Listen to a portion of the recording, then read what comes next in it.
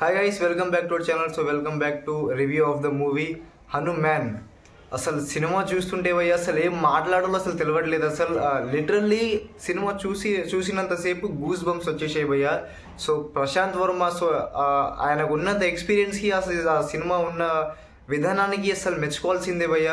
So స్టార్టింగ్లో నాకు అనిపించింది, సో ఇప్పుడు అన్ని స్టార్ హీరోల సినిమాలు వస్తున్నాయి కదా, సో ఆ సినిమాల మధ్య హనుమాన్ సినిమా ఆడుతుందా, సో ఎందుకంత కాన్ఫిడెన్స్తో ఉన్నాడో అసలు నాకైతే అర్థం కాలేదు. బట్ ఆయన ఇంటర్వ్యూలో చెప్పే ప్రతి మాటకి ఆ సినిమాతో సమాధానం చెప్పడం భయ్య. లిటరల్లీ చూసుకుంటే గూస్ బంప్స్ వచ్చే అసలు ఒక్క మాట రావట్లేదు. అండ్ నేనైతే సినిమా అయిన తర్వాత నెక్స్ట్ మినిట్లోనే పార్ట్ 2 కోసం అయితే ఈగర్లు వెయిట్ చేస్తున్నా. సో ఇప్పటి వరకు అండ్ చూసుకుంటే భయ్య ఆ సినిమాకి ఆ బడ్జెట్కి అసలు సంబంధమే లేదు భయ్య. అసలు ఇచ్చినదైతే బడ్జెట్కి ఇలాంటి సినిమా తీశారంటే ఎవరు నమ్మరు. ఆ విజువల్స్ భయ్య అసలు మైండ్లోకి వెళ్ళి పోవట్లేదు. ఏదైతే స్టార్టింగ్లో మనకు హనుమంతుల వారి నుంచి రెఫరెన్స్ అయితే తీసుకున్నాడో అక్కడ నుంచి స్టార్ట్ చేసి సినిమా కూడా అదే లైన్లో ఎండ్ అవుద్ది. సో ఏదైతే ఉన్నాడో సో స్టెప్ బై స్టెప్ తీసుకున్నాడు, ఎక్కడ మిస్ అవ్వలేదు. అండ్ ఏదైతే వాళ్ళ క్యారెక్టర్స్ ఉన్నాయో సో ప్రతి ఒక్కరికి ఒక డిఫరెంట్ క్యారెక్టర్స్ ఉన్నాయి. సో ఈ క్యారెక్టర్స్ ఇక్కడ అవసరం లేదు, ఎందుకు పెట్టుకున్నారా అనే ఫీల్ ఎక్కడ రాదు. సో ఎవ్రీ క్యారెక్టర్ వాళ్ళ పాత్రకి వాళ్ళు ఖచ్చితంగా 100% న్యాయం చేశారు. అండ్ ఏదైతే విలన్కి హీరోకి మధ్య ఏదైతే ఆ ఘర్షణ ఉంటుందో, ఏదైతే వాళ్ళ మధ్య ఆ కనెక్షన్, ఆ ఫైట్ ఏదైతే ఉంటుందో సో వాటిని కూడా చాలా అద్భుతంగా చూపించడం జరిగింది. సో సినిమా చూసిన తర్వాత ఏదైతే మనం అనుకుంటున్నామో సూపర్ మ్యాన్ ఇలా ఈ ఇంగ్లీష్ హాలీవుడ్ ఏదైతే సూపర్ మ్యాన్ సూపర్ హీరోస్ ఉన్నారో సో ఎందుకు పనికిరారు భయ్య, ఒకటే మాట, హాలీవుడ్ రేంజ్ అసలు ఎందుకు పనికిరాదు సినిమా చూసిన తర్వాత. సో ఆ రకమైన బడ్జెట్తో ఆయన అలాంటి సినిమా చేయడం అసలు చాలా గొప్ప. సో ప్రశాంత్ వర్మ నిజంగా ఆ కథను అసలు ఎలా అలా రాశారో నాకైతే ఇప్పటికీ అర్థం అవ్వట్లేదు. అండ్ ఇలాంటి కథ తేజకి రావడం అది నిజంగా చాలా అదృష్టం.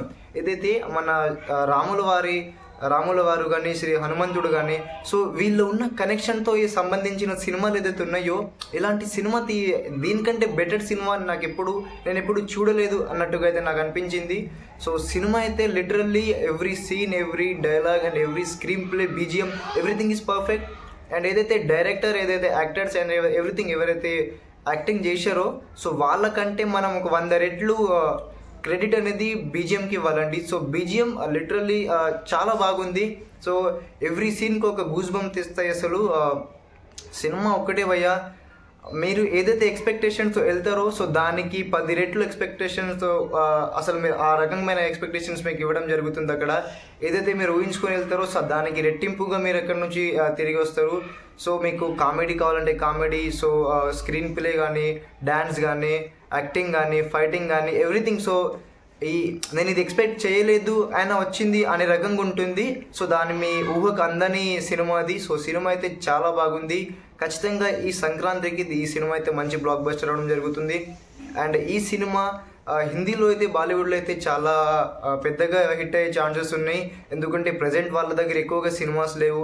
అండ్ అలాగే ఇప్పుడు మనకు దగ్గరలోనే January 22కి అయోధ్య మందిరం అనేది ఓపెనింగ్ అవుతుంది. సో దానికి సంబంధించి ఈ సినిమా ఇండియాలో అయితే మంచి బ్లాక్ బస్టర్ కొట్టే ఛాన్సెస్ ఉన్నాయి.